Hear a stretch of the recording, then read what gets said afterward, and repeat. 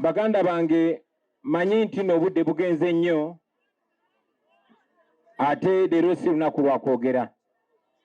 As a matter of fact saategese bigambo bingi bya kwogera olwaleero, naye tuwerekera muganda waffe Kato Lubwama bwe mpereddwa omukisa n'ekitiibwa okubako bye njogera. Kato Lubwama nga nze nja kumwogerako mu ngeri ssatu. The man, Kato Lubwama the man, Kato Lubwama the leader or the politician, and Kato Lubwama the artist. Abasinga obungi kuffe tuconnectinga ne Kato Lubwama mu ngeri ezo ssatu. Kato Lubwama ye ng'omuntu obutafaananako ne bannaffe abakyusa ebigambo kubanga tuzika omuntu.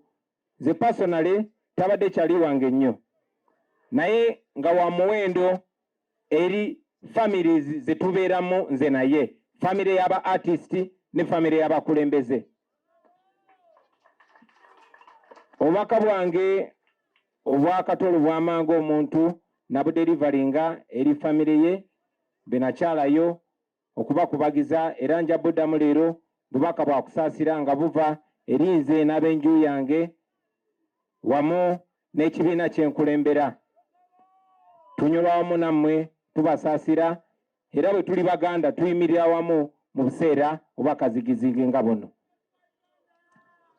Era okufaananako n'abantu abalala bangi badde bakyogerako. Kato Lubwama ye abadde uniquely controversial, nti nammwe abali wano bangi nnyo kizibu okusanga Kato Lubwama gw'ataavumako.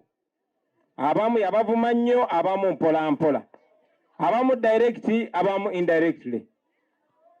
Naye nga abasinga obungi gwe Zambaali Kato Lubwama yakuvumako, gwe Abe Mukibi Kato Lubwama yakuvumako, gwe Bajjo in fact yakubamu ne kumpi gwe Bajjo. Kato Lubwama buli omu yamuyisaamu eggaali, olaba ne Katikkiro yamuyisaamu eggaali.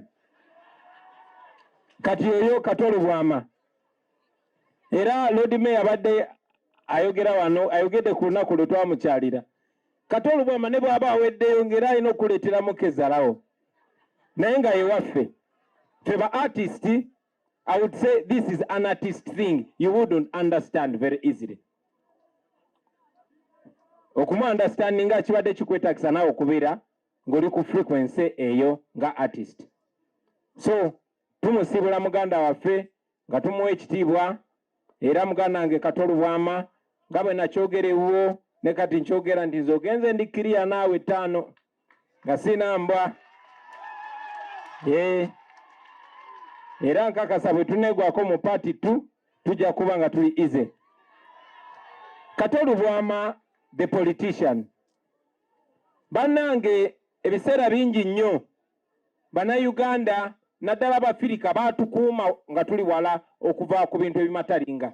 Era kyali kyetaagisa obwongo obw'ekika ekyawaggulu okulaba ebintu nga Kato Lubwama. Oyinza omulaba nti abadde comedian, oyinza omulaba nti abadde asaagasaaga nnyo, naye Kato Lubwama ya taking a firm step n'ayingira mu bukulembeze.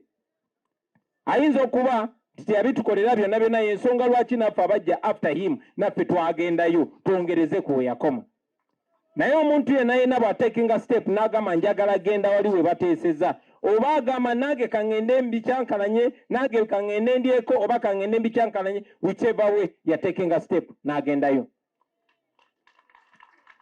Olw'abantu nga Ndawula Wowotto bangi temumumanyi, yali actor, ndowooza ye artist mu Uganda yasooka ogenda mu parliament. Kato Lubwama yali wakubiri. Nze ne bannange abalala twali bibala byabwe. Era nange bwe nagenda mu parliament nga bwe nze nga mbagamba nti nali njagala nnyo okuleetinga Bakyagulanyi bangi. Kati olunaku lwa leero tulina ba Dr. Hildaman, tulina ba Geoffrey Rutaya, ate n'abalala bangi bajja. Naye Kato Lubwama tuyinza okuba twali tetukanya mu bintu bingi, naye simujjukirangako nga Kato Lubwama mu bukulembeze bwe yawagirako okunyigiriza abantu. Simujjukirako Kato Lubwama kukeera ku makya n'awagira Nakyemalira. Sijjukirako Kato Lubwama kuwagira kuwamba bantu baffe. kibadde kimukwatako nnyo ng'abaana ba Buganda bawambibwa ne batemulwa ne battibwa nga bawambibwa abo abawamba ensi yaffe nga bayambibwako mwana tu bannaffe bataata baffe baganda baffe bamaama baffe betuwa ekitiibwa. Era nga bwenze mbagamba baganda bange nti omuntu yenna yena bw'aba ayagala obbawamba, omuzungu bwe yajja wano okuwamba ettaka lyaffe n'otukolonizinga okumala emyaka egyawera 7 yakozesa abo betuwa ekitiibwa. Bw'otuuka wano ani gwe bakkiririzaamu? Bw'ofuna gwe bakkiririzaamu ye n'omukusa abalala ne b'obabonyabonya.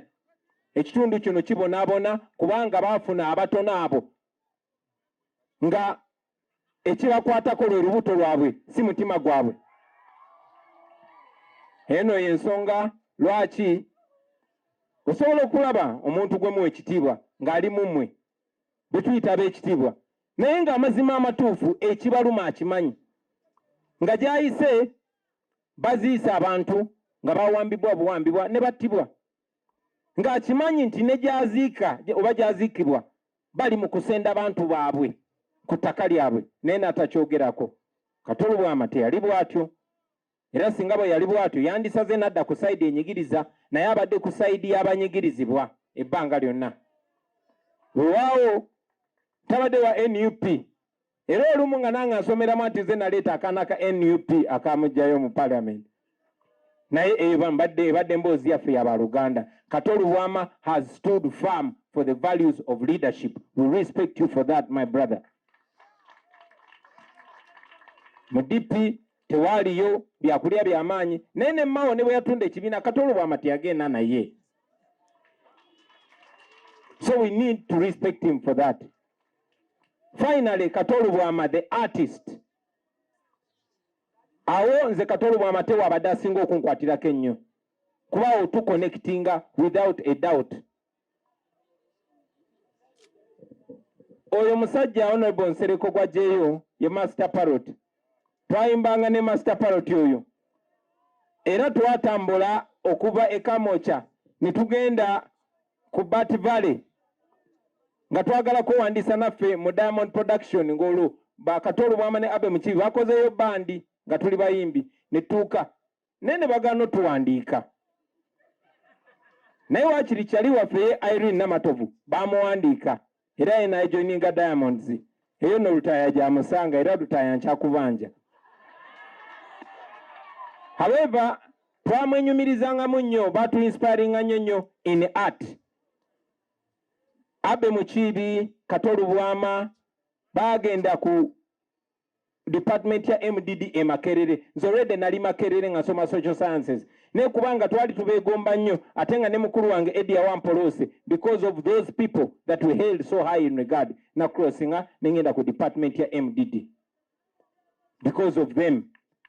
Era tebakomawo ne badevelopinga theatre mu Bugubi. Mbadde wano ngera Honorable Mpuga bw'akyogeddeko nendaba abasajja ba Museveni bajja bagamba nti eno y'embeera ya NRM esobozesa abantu okuzika. Kwegamba bakirabira nti n'okusobola okuzika abantu baffe baba batuyambe nnyo. Yeyo levo gye batulabirako olaba tubakkiriza okuzika omuntu wammwe.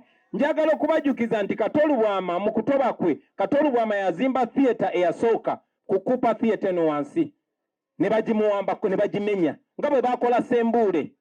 Kato Lubwama n'agenda n'azimba theatre endala eno waggulu nga kwali Kampala Royal Theatre, era nayo bagimenya bumenya lwakola ki lwa mabanja ngera ebyatuuka ku Sembule. Ekyo tekyatuuka ku basajja balaba bamuwa biliyoni ne biliyoni za ssente ez'omuwa omusolo. Nga era bwe bawadde biliyoni ne biliyoni abatali bannayuganda baroko, naye Kato Lubwama yali teyeetaaga yadde miliyoni 5 bawamba theatre ye. Ebirooto ebyo byonna ne bikomaawo n'ebyaba artist abalala bonna ne bikomaawo.